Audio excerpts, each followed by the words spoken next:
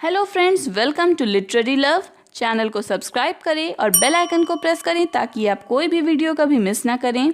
साथ ही अब आप हमें फेसबुक पे भी फॉलो कर सकते हैं। फ्रेंड्स, आज की वीडियो में हम बात करेंगे रॉबर्ट बर्न्स की एक फेमस पोएम के बारे में जिसका नाम है अ बार्ड्स एपिटैफ। ये पोएम 1786 में लिखी गई थी। पोएम 30 लाइन्स की है जो 5 सेस्टेट्स यानी 6 लाइन स्टैंजा में बांटी गई है। हर सेस्टेट की राइमिंग स्कीम है ए बी। फ्रेंड्स, बार्ड का मतलब होता है पोएट और एपिटैफ का मतलब होता है एक पोएम जो कि किसी की डेथ के बाद उसकी ग्रेव पर लिखा जाता है। तो अ बार्ड्स एपिटैफ यानी एक कवि की मौत पर जो पोएम लिखी जाती है उसे ही यहाँ पर डिस्क्राइब भी किया गया है। फ्रेंड्स, पोएम में पोएट कुछ लोगों को ढूंढ रहे हैं जो उनकी डेथ के बाद उनके ग्रेव पर आएं और अपना दुख व्यक्त करें, आंसू बहाएं। पोएम में भले ही एक सैड टोन है मगर साथ ही पोएट हमें ये भी समझाना चाहते हैं कि ज़िंदगी में विजडम और सेल्फ कंट्रोल बहुत ज़रूरी है, क्योंकि यही आपकी लाइफ को एक सही डायरेक्शन देते हैं। अगर आपकी ज़िंदगी में ये दोनों नहीं हैं तो आपकी ज़िंदगी सही डायरेक्शन में नहीं रहेगी और आपसे कुछ मिस्टेक्स हो जाएंगी। पोएट खुद भी ऐसी मिस्टेक्स कर चुके हैं और मानते हैं कि उनके कारण उनके नाम पर एक धब्बा लग गया है। फ्रेंड्स, रॉबर्ट बर्न्स एक स्कॉटिश पोएट और लिरिसिस्ट थे जिनका जन्म हुआ था 25 जनवरी 1759 में और उनकी डेथ हुई थी 21 जुलाई 1796 में। वो कई और नाम से भी जाने जाते हैं जैसे Rabbie Burns, the national bard और बार्ड ऑफ एयरशायर। उनकी फेमस वर्क्स में auld lang syne, to a mouse, a fond kiss और हैलोवीन ये सभी पोएम शामिल हैं। तो चलिए फ्रेंड्स, अब पोएम पर आते हैं और इसे लाइन बाय लाइन रीड कर समझने की कोशिश करते हैं।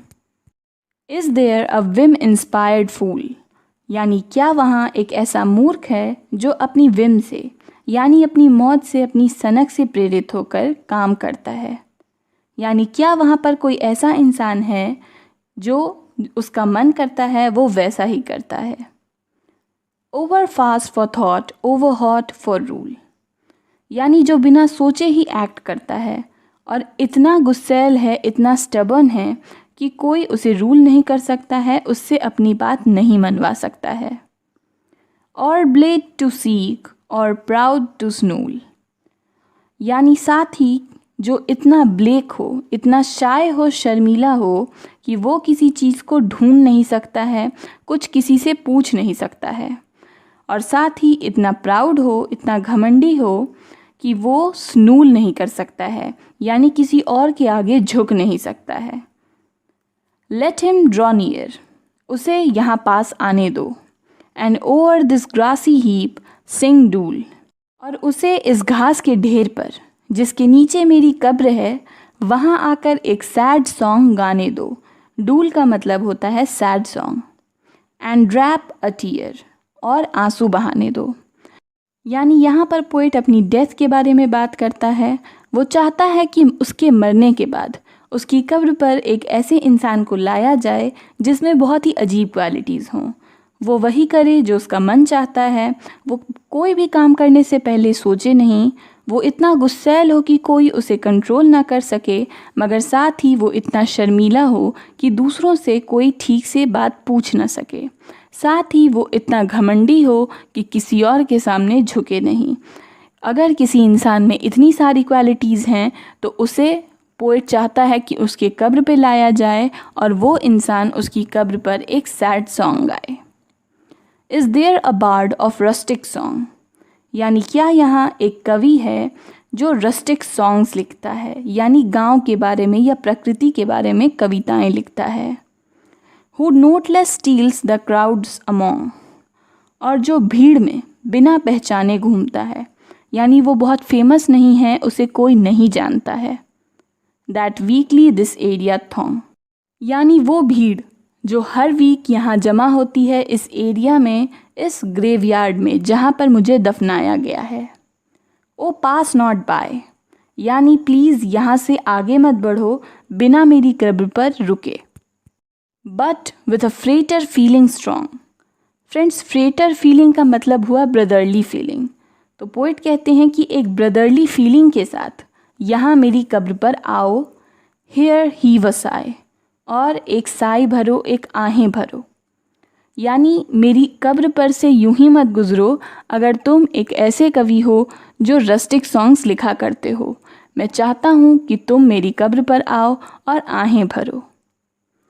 Is there a man whose judgement clear, यानी क्या यहाँ एक ऐसा इंसान है जिसकी जजमेंट यानी उसके जो डिसीजन हैं वो हमेशा सही होते हैं, क्लियर होते हैं। Can others teach the course to steer, और वो दूसरों को बता सकता है, उन्हें सिखा सकता है कि उन्हें किस दिशा में जाना चाहिए, यानी उन्हें कौन सा काम करना चाहिए और कैसे करना चाहिए। Yet runs himself life's mad career, मगर अपने लिए वो ऐसा नहीं कर पाता है। अपने लिए उसके डिसीजन सही नहीं होते हैं बल्कि गलत होते हैं, मैड होते हैं। वाइल्ड एज द वेव, यानी साथ ही उसकी जो डिसीजंस होते हैं वो समुद्र की वेव्स की तरह बिना सोचे कोई गलत रास्ता चुन लेते हैं। यानी जो इंसान सभी लोगों को सही रास्ता दिखाता है, यानी वो अपने लिए सही रास्ता नहीं चुन सकता है। Here pause and through the starting tear, यानी यहाँ रुको और अपने कुछ शुरुआती आंसू यहाँ पर बहाओ मेरी इस कब्र पर। सर्वे दिस ग्रेव, और मेरी इस कब्र को देखो, इसे जांचो परखो। यानी फ्रेंड्स, यहाँ पर पोएट कहता है कि वो एक ऐसे इंसान को भी अपनी कब्र पर बुलाना चाहता है जिसकी डिसीजंस दूसरों के लिए तो बिल्कुल सही होती हैं, वो उन्हें बिल्कुल सही गाइडेंस देता है, मगर अपनी ज़िंदगी में, अपनी लाइफ में वो सही डिसीजंस नहीं ले पाता है। वो चाहता है कि ऐसा ही कोई इंसान उसकी कब्र पर आए और आंसू बहाए। द पुअर इनहैबिटेंट बिलो, वो बेचारा इंसान जो नीचे दफनाया गया है। फ्रेंड्स, यहाँ पर पोएट अपनी खुद की बात कर रहे हैं। उनकी डेथ हो चुकी है और उन्हें ही नीचे दफनाया गया है।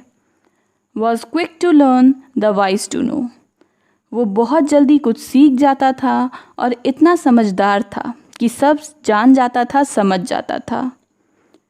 And keenly felt the friendly glow, और दोस्ती की जो चमक होती है उसे वो महसूस करता था, पसंद करता था। एंड सॉफ्टर फ्लेम, और साथ ही जो दोस्ती की हल्की फ्लेम होती है उसे भी अप्रिशिएट करता था, पसंद करता था। यानी जो इंसान नीचे मर गया है, वो पोएट, वो दोस्ती को पसंद करता था और साथ ही वो बहुत समझदार था, अक्लमंद था। But thoughtless follies laid him low, मगर उसकी जो फॉलीज थी, उसकी जो गलतियाँ थी, जो उसने बिना सोचे समझे की थी, उन्होंने उसे मुश्किल में डाल दिया। एंड स्टेन्ड हिज नेम, और उसके नाम पर दाग लगा दिया, यानी उसे बेइज्जत कर दिया। रीडर अटेंड, यानी पोएट हमसे कहते हैं कि रीडर, मेरी बात सुनो। Whether thy soul soars fancy's flights beyond the pole, यानी चाहे तुम्हारी जो सोल है, तुम्हारी जो आत्मा है, अपने ख्यालों में नॉर्थ पोल से भी आगे उड़ना चाहती है। और darkling grubs this earthly hole in low pursuit, या चाहे तुम्हारी आत्मा अंधेरे में छुपकर ये जो ज़मीन के नीचे गड्ढे हैं उनमें रोशनी ढूंढती है। जो भी तुम्हारी आत्मा करना चाहती है, जिस भी दिशा में वो उड़ना चाहती है। No prudent cautious self control, तो तुम ये बात जान लो कि प्रूडेंट यानी विवेक, कॉशियस यानी सतर्क, और सेल्फ कंट्रोल यानी आत्मनियंत्रण, ये तीनों जो हैं इज़ विजडम्स रूट, ये सभी विजडम के यानी बुद्धिमानी के रूट हैं, जड़ हैं, और ये तुम्हारी लाइफ में सबसे ज़्यादा इम्पॉर्टेंट हैं। फ्रेंड्स, यहाँ पर ये पोएम ख़त्म होती है। इस पोएम में पोएट अपनी डेथ के बाद उनकी ग्रेव पर कौन कौन से लोग आएंगे ये डिसाइड करते हैं, और साथ ही उन लोगों की खूबियाँ भी हमें बताते हैं। साथ ही पोएट इस बात पर भी हमारा ध्यान लाते हैं कि वो समझदार थे, दोस्ती को अप्रिशिएट करते थे, मगर उनकी कुछ बेवकूफ़ी से भरी गलतियों ने उनका नाम खराब कर दिया, और वो हमें इस बात के लिए सतर्क करते हैं। वो कहते हैं कि हम अपनी सोल को किसी भी दिशा में उड़ने दे सकते हैं, कोई भी काम करने दे सकते हैं, लेकिन हमें ये जानना होगा कि हमारी विजडम के लिए ये ज़रूरी है कि हम प्रूडेंट रहें, सतर्क रहें और हमेशा खुद पर कंट्रोल बनाए रखें। तो फ्रेंड्स, ये थी रॉबर्ट बर्न्स की पोएम अ बार्ड्स एपिटैफ।